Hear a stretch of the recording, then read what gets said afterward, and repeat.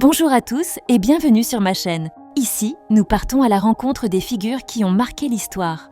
En avril 1994, un homme de 75 ans lève la main droite et jure de servir tous les Sud-Africains. Pourtant, 4 ans plus tôt, il était encore prisonnier politique. Nelson Mandela deviendra symbole mondial de liberté et de réconciliation. Voici l'incroyable histoire de l'homme qui a prouvé que même derrière les barreaux, on peut changer le monde.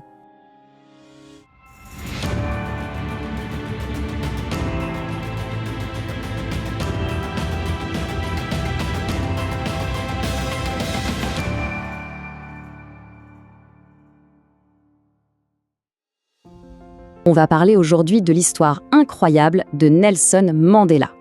Comment passe-t-on de prisonnier à président?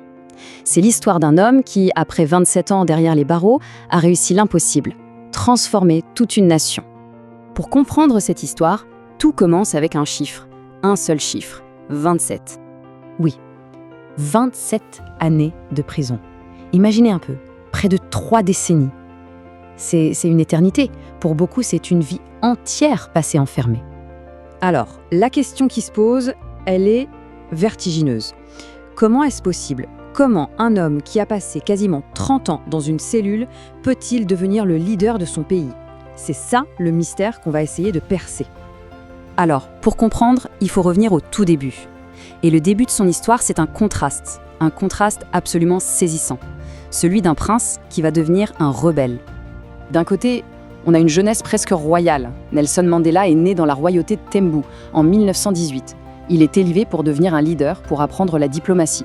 D'ailleurs, son nom Xhosa, Rolihlahla, ça veut dire fauteur de troubles. C'est assez prémonitoire, non? Et puis, de l'autre côté, il y a le choc de la réalité.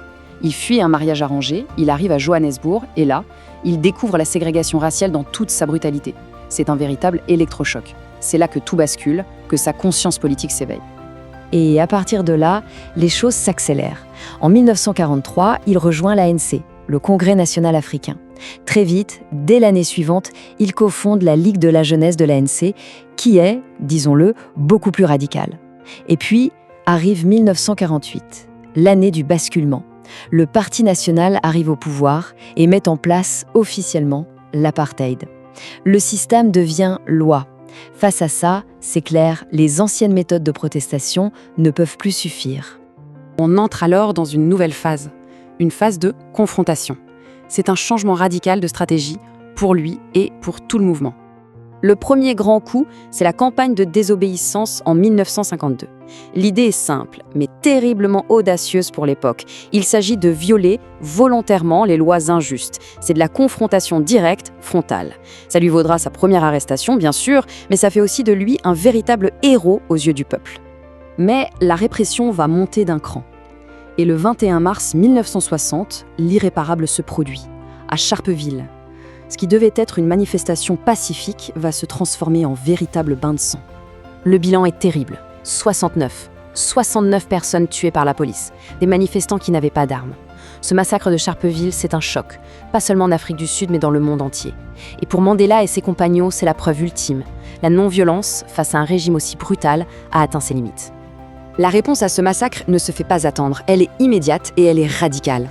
En 1961, Mandela participe à la création de la branche armée de l'ANC, Umkhonto we Sizwe, ce qui veut dire « la lance de la nation ». Et là, on ne parle plus de désobéissance civile, l'objectif c'est le sabotage. Pour Mandela, c'est clair, la page de la non-violence est définitivement tournée. Évidemment, cette nouvelle stratégie de lutte armée va le rattraper. Lui et ses camarades sont arrêtés et ça débouche sur un procès qui va avoir un retentissement mondial, le fameux procès de Rivonia en 1964. Et là, l'enjeu est total. L'accusation, c'est sabotage. La peine encourue, la mort. Ce n'est plus seulement un combat pour les libertés de leur peuple, c'est devenu un combat pour leur propre survie. Et c'est dans ce contexte, face à ses juges, face à la possibilité d'être condamné à mort, qu'il va prononcer l'un des discours les plus marquants du XXe siècle. Il dit « J'ai chéri l'idéal d'une société démocratique et libre. C'est un idéal pour lequel je suis prêt à mourir. » Il ne se défend pas, il attaque. Il transforme son procès en une tribune politique pour sa cause. Ce discours lui sauve peut-être la vie. Il échappe à la peine de mort, mais pas à la prison à vie. Et c'est ici que commence un nouveau chapitre, peut-être le plus long. Celui où le leader politique va devenir un symbole, une véritable icône mondiale de la résistance. Il n'est plus Nelson Mandela, c'est son matricule. Ça veut dire qu'il est le 466e prisonnier enregistré en 1964. Le but, c'est de déshumaniser, de réduire un homme à un simple numéro. Et sa prison, c'est Robben Island, un lieu tristement célèbre. Les conditions sont inhumaines, conçues pour briser les hommes. Une cellule de 2 mètres sur 2, le travail forcé, à casser des cailloux dans une carrière de chaux sous un soleil de plomb. Et l'isolement. Une seule visite de 30 minutes par an. Une seule lettre censurée tous les 6 mois. C'est inimaginable. Mais ce qui est incroyable, c'est que le régime obtient exactement l'inverse de ce qu'il voulait.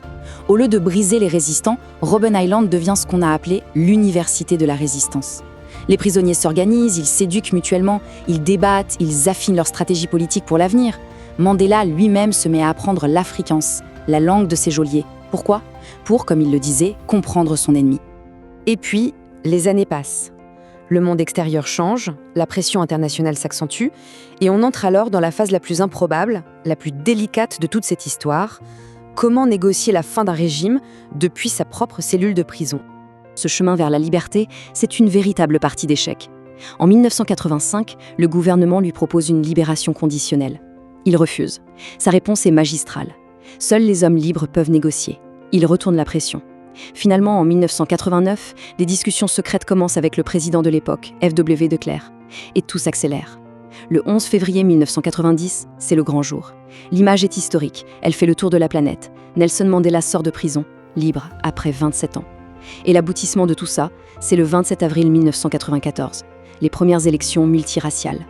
Pour la première fois, tous les Sud-Africains, noirs et blancs, votent ensemble. Ce qui s'est passé est salué dans le monde entier comme un miracle. Le pays a évité une guerre civile qui semblait pourtant inévitable. Et pour reconnaître cet exploit, en 1993, le prix Nobel de la paix est attribué conjointement à Nelson Mandela et à F.W. de Klerk, l'ancien prisonnier et le dernier président de l'apartheid, un symbole incroyablement puissant. Et c'est là que le combat de toute une vie trouve son aboutissement. Le prisonnier devient président, et sa mission va être de bâtir une nouvelle nation sur les ruines de l'apartheid. 1994 donc, l'année de son élection à la présidence. L'Afrique du Sud est enfin une démocratie pour tous. Le prisonnier qui portait le matricule 466/64 est maintenant le chef de l'État. C'est absolument sidérant. Et tout ça nous amène à une dernière question. Une question fondamentale, peut-être la plus importante de toutes. Comment fait-on pour transformer 27 ans de souffrance, 27 ans d'injustice, non pas en haine et en désir de vengeance, mais en un projet de pardon et de réconciliation pour tout un pays? C'est peut-être ça, au final, le véritable héritage, le véritable génie de Nelson Mandela. Nelson Mandela nous a prouvé qu'un homme peut changer le cours de l'histoire. Prisonnier devenu président, révolutionnaire devenu réconciliateur, il a transformé sa souffrance en sagesse et sa colère en pardon. Son héritage ? La preuve vivante que la dignité humaine est plus forte que toutes les chaînes et que le pardon est la solution à tous les problèmes. Vous avez aimé découvrir cette figure historique ? Abonnez-vous pour plus de portraits de personnages extraordinaires et activez la cloche pour ne rien rater de nos prochaines vidéos. Dites-nous en commentaire quel portrait vous voudriez voir à l'avenir. À très vite pour de nouvelles aventures.